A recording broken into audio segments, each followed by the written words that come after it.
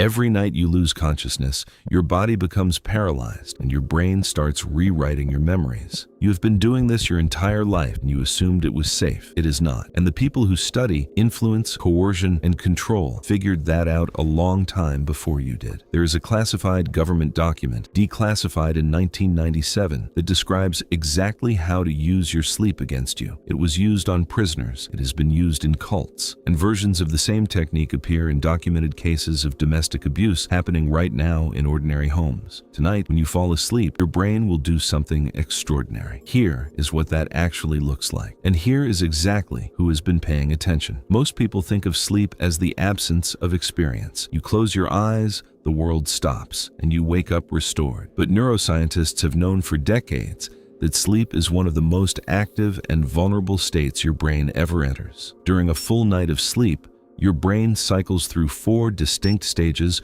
roughly every 90 minutes. The deepest of these, REM sleep, rapid eye movement, is when something remarkable happens. Your brain replays the emotional events of the day, strips the raw emotion from them, and files the memory away in a processed, manageable form. Matthew Walker, neuroscientist at UC Berkeley and author of Why We Sleep, describes REM sleep as overnight therapy. Your brain is not just storing memories during this window, it is deciding how you feel about them. Now here's the question that nobody asks at the end of that explanation. What happens when someone else controls that process? In 1963, the CIA completed a manual called KUBARK, Counterintelligence Interrogation. It was classified for 34 years. When it was finally declassified in 1997 under a Freedom of Information request, researchers found something that most people were not prepared for. The manual did not focus primarily on physical pain.